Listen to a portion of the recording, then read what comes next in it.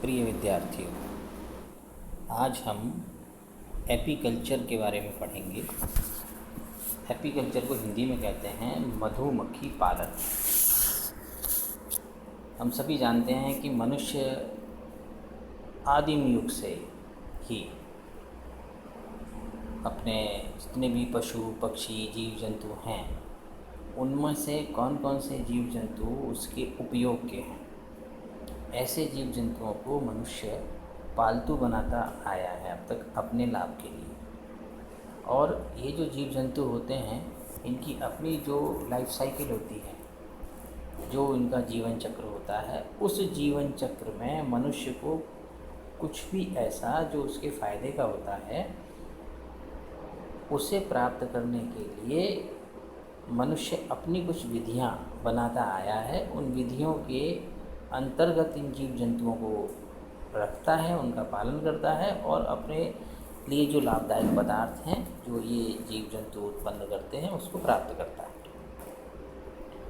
तो artificial conditions में, यानी कृत्रिम अवस्था में, किसी भी जंतु की जीवन चक्र को मनुष्य अपने हिसाब से जब एडजस्ट करता है, उसके जीवन चक्र को अपने हिसाब से परिवर्तित करते हुए, कृत्रिम अवस्थाओं में उसे रखते हुए, उससे जो भी पदार्थ जो उसके लाभ के होते हैं उन्हें प्राप्त करता है, तो इस विधि को कल्चर बोलते हैं, पालन बोलते हैं, डोमेस्टिकेशन बोलते हैं, यानी उसे पालतू बनाना बोलते हैं। इसमें वो जो जीव है जिससे हम अपने लिए लाभदायक पदार्थ प्राप्त करते हैं, उसको बहुत अधिक हानि नहीं होती और मनुष्य को लाभ होता रहता है। तो ये जो मधुमक्खी पालन है, मधुमक्खी पालन भी एक छोटा सा जीव, इन्वर्टिब्रेट के अंतर्गत जो आता है, वो जीव जो एक सामाजिक जीवन व्यतीत करता है और उस सामाजिक जीवन में, उसकी जीवनचर्या में, उसके जीवन चक्र में जो ऐसे पदार्थ वो उत्पन्न करता है जो उसकी खुद के जीवन के लिए आवश्यक हैं, लेकिन वो मनुष्य के लिए भी लाभदायक हैं, इसलिए मनुष्य उन पदार्थों को उससे आर्टिफिशियल कंडीशंस में उनको रखते हुए प्राप्त करता है। तो इसे तो कहते हैं एपीकल्चर, ख़ास तौर से जो हम हनी बी की बात करें तो। लेकिन हनी बी एपीकल्चर के बारे में जानने से पहले हनी बी क्या होती है, किस प्रकार का ये जीव है, किस प्रकार का जंतु है और किस प्रकार का इसका सामाजिक संगठन है, कितने तरह की स्पीशीज़ प्रजातियाँ इसके अंतर्गत पाई जाती हैं, इसे समझना आवश्यक है। आपने फर्स्ट ईयर में इन्वर्टिब्रेट्स पढ़े हैं, क्लासिफिकेशन भी पढ़ा होगा, तो उसी के अंदर एक फाइलम आता है आर्थ्रोपोडा। आर्थ्रोपोडा को आपने, आर्थ्रोपोडा के बहुत सारे ऐसे जीव हैं, बहुत सारे ऐसे एनिमल्स हैं जो आपको अपने इर्द गिर्द दिखाई देते हैं। और जंतु जगत का जो जितने भी फाइलम हैं, उनमें सर्वाधिक संख्या वाले जो फाइलम्स हैं उनमें से एक आर्थ्रोपोडा है। इसी क्लास इंसेक्टा के अंतर्गत हनी बी पाई जाती है। इंसेक्टा क्लास में ऑर्डर हिम्नोप्टेरा, फैमिली एपिडी और इसका जीनस एपिस कहलाता है। इंसेक्टा क्लास जो है एनिमल किंगडम की सबसे बड़ी क्लास है, इसमें मैक्सिमम स्पीशीज़ पाई जाती है। और इस क्लास में ऐसे एनिमल्स जो कि हवा में उड़ते हैं, जिनके अंदर विंग्स पाए जाते हैं, ऐसे एनिमल्स जो क्रॉल करते हैं, ज़मीन पर रहते हैं, बिल बना के रहते हैं, तो इस तरह की बहुत वैरायटी इसके अंदर पाई जाती है। हनी बी एक छोटा सा इंसेक्ट है जो कि हिम्नोप्टेरा ऑर्डर के फैमिली एपिडी का सदस्य है। ये जो हनी बी है, हिंदुस्तान में इसकी प्रमुख रूप से 3 स्पीशीज़ पाई जाती हैं, कॉमनली देखने को मिलती है पूरे देश में। एपिस डॉर्सेटा, एपिस फ्लोरिया और एपिस इंडिका। ये 3 स्पीसीज़ हैं कॉमनली जो हमारे देश में पाई जाती हैं। और इसके अलावा अगर वर्ल्ड वाइड देखें पूरे विश्व में तो कॉमन स्पीशीज़ देखने को मिलती हैं। यूरोप में एपिस मेलिफिका एक बहुत कॉमन स्पीशीज़ है हनी बी की, और ऐसे ही अफ्रीकन कंट्रीज़ के अंदर एपिस एडमसोनी ये बहुत ही कॉमन स्पीशीज़ है जो अफ्रीकन कंट्रीज़ के अंदर पाई जाती है। हनी बी एक बहुत छोटा सा इंसेक्ट है, लेकिन इसके अंदर जो एक सामाजिक संगठन देखने को मिलता है, एक सोशल लाइफ, सामाजिक जीवन देखने को मिलता है, वो ज़बरदस्त है। ऐसा सोशल ऑर्गेनाइजेशन, ऐसा सामाजिक जीवन बड़े बड़े एनिमल्स के अंदर भी देखने को नहीं मिलता जो हनी बी में देखने को मिलता है। ये हनी बी में स्ट्रिक्ट डिसिप्लिन और आपस में कोऑर्डिनेशन, आपस में सामंजस्य, work of distribution of work, काम का वितरण, सभी की अपनी अपनी ड्यूटीज़, और सबके अंदर थोड़ा थोड़ा संरचनात्मक विभेद, ये हनी बी की एक खासियत है, उनको देखने में मिलती है। और ये हनी बी एक सामूहिक जीवन व्यतीत करती है। मधुमक्खी आपने देखा होगा, मधुमक्खी की छत्ते पाए जाते हैं। हम अपने जीवन में अपने आसपास जंगल में, पेड़ों की टहनियों पर, ऊंची ऊंची बिल्डिंग्स होती हैं, या अपने घर की कभी आपने देखा कि अपने घर की खिड़की पे ही हनी बी ने कोई छत्ता बना लिया, छज्जों के ऊपर छत्ते बना लेते हैं। तो हम अपने आसपास के परिदृश्य में भी हनी बी के छत्ते सामान्य रूप से देखते चले आए हैं बचपन से ही। और उसमें जो मधुमक्खी होती है वो शहद पैदा करती है, ऐसा भी सुना है। अब ये शहद जो मधुमक्खी उत्पन्न करती है, ये शहद ही मनुष्य को सबसे ज़्यादा आकर्षित करता है। इस शहद को ही प्राप्त करने के लिए मनुष्य ने हनी बी को, मधुमक्खी को पालतू बनाने की कोशिश की, और वो उसमें सफल हुआ। और उसने उसको आर्टिफिशियल कंडीशंस, कृत्रिम अवस्थाओं में रखते हुए मधुमक्खी द्वारा जो शहद उत्पन्न होता है वो उससे प्राप्त किया। और केवल शहद ही नहीं, मधुमक्खी मोम का भी उत्पादन करती है, वैक्स। आपने मोम देखा है, तो जो वैक्स होता है, वैक्स का उत्पादन भी मधुमक्खी के द्वारा किया जाता है, जो कि बहुत सारी औषधियों में, कॉस्मेटिक्स में, इन सब में उपयोग में लाया जाता है। मधुमक्खी के एक छत्ते में करीब करीब लगभग 50,000 तक इंडिविजुअल्स हमें देखने को मिलते हैं, जो कि बहुत ही आपसी सामंजस्य के साथ जीवन बिताते हैं। तो कुल मिला के हनी बी जो होती है उसकी वैराइटीज़ मैंने आपको बताई। हिंदुस्तान में जो 3 वैराइटीज़ मिलती हैं उनके बारे में थोड़ा सा और डिटेल में आपको जानना आवश्यक है। जैसे पहली स्पीशीज़ है एपिस डॉर्सेटा।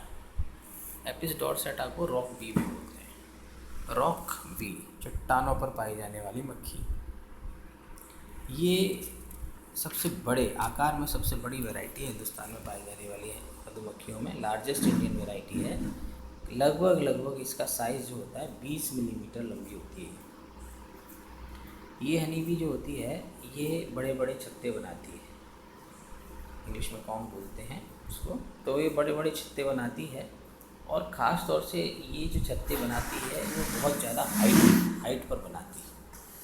निचले स्थानों पर इसके छत्ते देखने को कमी मिलते हैं। जैसे आपने देखा होगा कभी कभी, जैसे पहाड़ी इलाके में, यहाँ जालौर में भी जो ये सारी ये पहाड़ियाँ हैं, इन पहाड़ियों में कभी आप विज़िट करने गए हो तो वहाँ पर पता लगा कोई ऐसा हिस्सा पहाड़ी का जो आगे की तरफ निकला हुआ हो बहुत ऊंचाई पर, वहाँ मधुमक्खी ने छत्ता बनाया हुआ है। या मल्टी स्टोरी बिल्डिंग्स होती हैं, कई बहुमंजिला इमारतें, उनके ऊपर भी काफ़ी ऊंचाई पर जाकर छत्ते बने हुए दिखाई देते हैं। ऐसे पुराने भवन जहाँ ऊंची ऊंची छत होती हैं, उनकी छतों पर भी कभी कभी ये छत्ता बना लेती है। तो ये कुल मिला के ये जो एपिस डॉर्सेटा है एक बहुत बड़े आकार की मधुमक्खी है और बड़े बड़े छत्ते बनाती है। और एक इसकी विशेषता ये है कि ये माइग्रेटरी स्पीशीज़ है, यानी एक स्थान से दूसरे स्थान पर ये माइग्रेट करती है।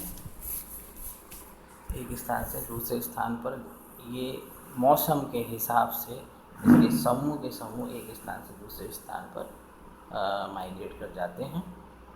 जैसे ये जून और जुलाई में तो पहाड़ी क्षेत्र जो होते हैं उन क्षेत्रों में चली जाती है।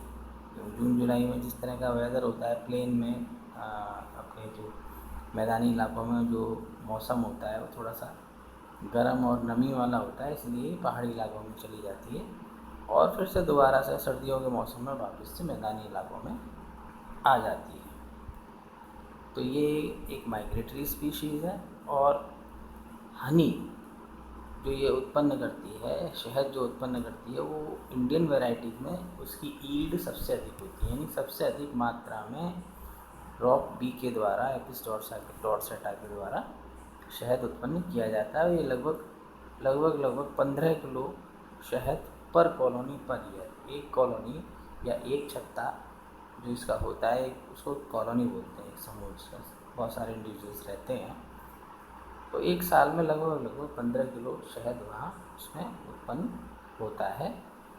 और चूँकि ये ज़्यादा शहद उत्पन्न करने वाली मधुमक्खी है, इसलिए वैज्ञानिक इसको पालतू बनाने की कोशिश में लगे हुए हैं। इसका क्या मतलब हुआ? इसका मतलब ये हुआ कि अभी तक इसको ठीक तरीके से हम पालतू नहीं बना पाए हैं, क्योंकि इसका जो नेचर होता है, स्वभाव जो होता है, वो बहुत ही ज़्यादा उग्र होता है, एनोइंग नेचर की होती है। तो इसको आप आर्टिफिशियल कंडीशंस में रखने में सफल नहीं हो पाते हो। कोशिश चल रही है कि ये वैरायटी अगर मान लीजिए पालतू हो सके तो बड़ी मात्रा में शहद इससे प्राप्त किया जा सकता है। कहीं कहीं कुछ इलाकों में थोड़े इसके हिसाब से कुछ टेक्निक्स को डेवलप किया गया है। छत्ते आर्टिफिशियल जो हाइव होता है, छत्ता होता है, वो बनाए गए हैं और कोशिश की जा रही है, लेकिन पूरी सफलता अभी इसमें नहीं मिली है। इसी प्रकार एक दूसरी स्पीशीज़ है एपिस फ्लोरिया। इसको लिटिल बी कहते हैं। छोटी सी मधुमक्खी होती है, बहुत ही आकार में छोटी होती है और लेकिन वैसे इसकी शेप देखो तो वो रॉक बी जैसी ही दिखाई देती है, यानी आकार में तो छोटी है लेकिन स्वरूप इसका एपिस डॉर्सेटा जैसा ही होता है। और मैदानी इलाकों में पाई जाती है, छोटे छोटे छत्ते बनाती है और उसके अंदर बहुत ही कम मात्रा में शहद पाया जाता है।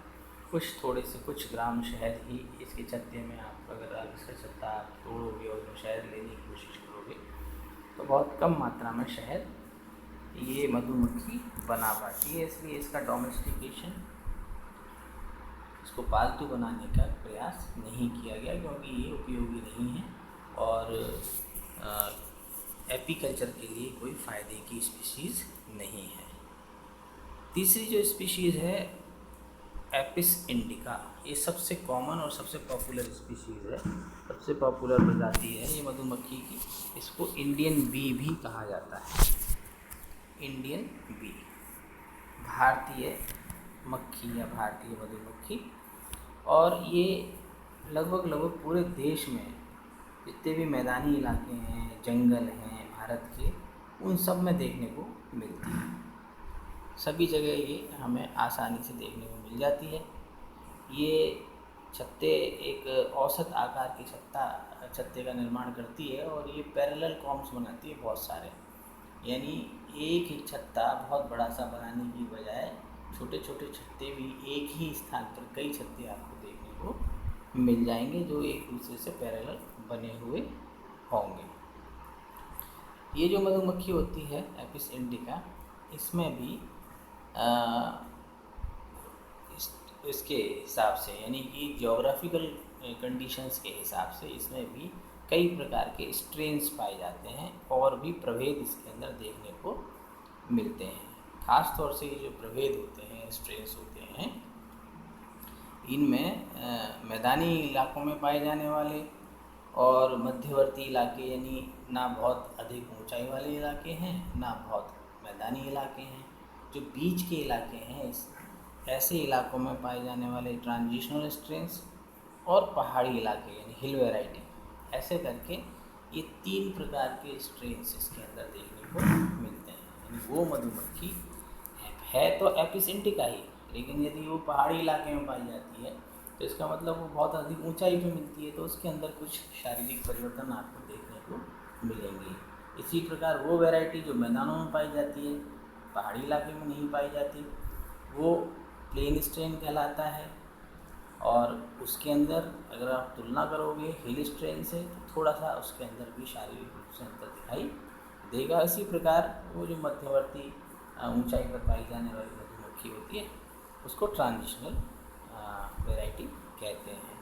और इसी आधार पर इनको 3 प्रमुख स्ट्रेन्स के अंदर बांटा गया है। जैसे पहला है पाइसिया स्ट्रेन। पाइसिया, तो ये पाइसिया जो मधुमक्खी होती है ये करीब 7,000 फीट की ऊंचाई पर ये पाई जाती है। 7,000 फीट की ऊंचाई पर या उसके आसपास यदि आप देखोगे तो जो मधुमक्खी दिखाई देगी वो पाइसिया स्ट्रेन कहलाती। ऐसे दूसरा है स्ट्रेन इसका पिरोनी स्ट्रेन।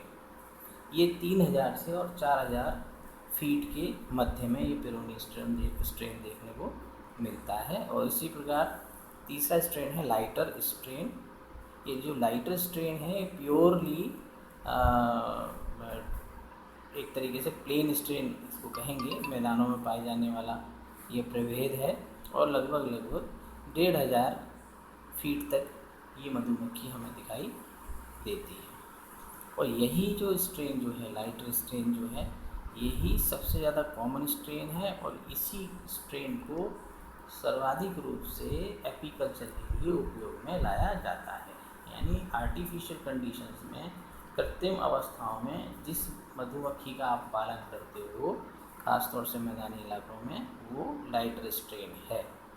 और इसकी जो हनी ईल्ड है यानी इसका जो शहद उत्पन्न करने की जो मात्रा है वो लगभग 3 से 5 किलोग्राम पर कॉलोनी पर ईयर है।